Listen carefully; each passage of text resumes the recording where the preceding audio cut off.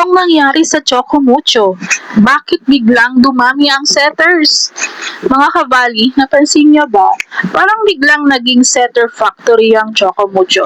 Sa dami ng playmakers nila, marami ang nagtatanong, ano ba talaga ang plano ng Flying Titans?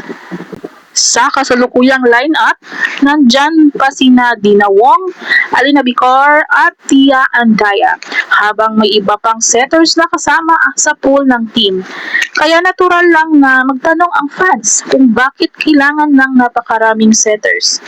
Isang posibleng dahilan ay ang pagdagdag ng lalim sa roster.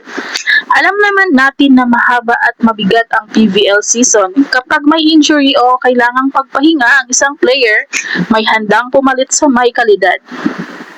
Pangalawa, gusto ata ni Coach Dante alinsunurin na magkaroon ng iba't ibang options sa opensa. Magkakaiba kasi ang estilo ng bawat setter. Si Dina Wong ay kilala sa mabilis na koneksyon sa kanyang spikers, habang si Alina Bicar naman ay may veteran experience at kayang kontrolin ang takbo ng laro. Samantala, si Tia Andaya ay nagbibigay ng panibagong enerhiya at flexibility sa lineup. Pero dahil sa dami nila, hindi rin maiiwasan ang tanong ng fans, magkakaroon ba ng playing time para sa lahat? O may posibilidad bang may matrade o lumipat sa ibang koponan sa hinaharap?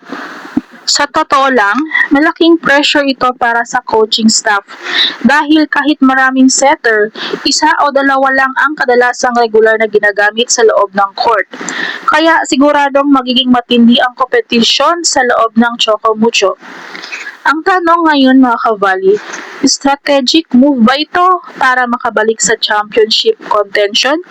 O sobra na talaga ang dami ng setters ng Flying Titan? Ika nga ni Senyora, kung ang cream line mahilig sa MB, ang CMFT naman mahilig sa setter.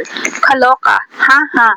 Ito'y matapos i-confirm na ang paglipat ni veteran setter Ivy Perez sa Chocomucho Flying Titans. Samantala,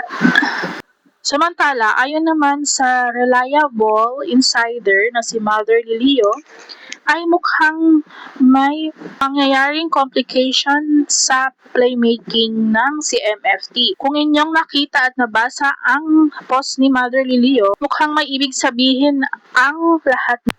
Ayon sa fans, ang setter number 1 na over and done is Andaya. Setter number 2 is Boss D kasi may iniinda pa talaga siya sa tuhod niya. Setter number 3 is si Tin Ubaldo since focusing siya or nagpo-focus siya sa TNT. So mukhang great recruitment ito for CMFT since si Bicar at Perez ang may iwan sa setter nila.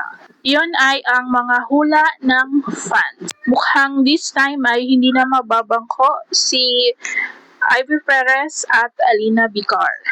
More playing time to them since they are veteran and more experienced playmaker than Dina Wong. Ano sa tingin niyo mga kabali? Anong hula niyo sa post ni Mother Lilio? At isa pa, magiging magandang addition ba si Ivy Perez sa Chocomucho o sobra na talaga ang dami ng setters ng Flying Titans? Comment down below at huwag kalimutang mag-subscribe para sa latest volleyball updates.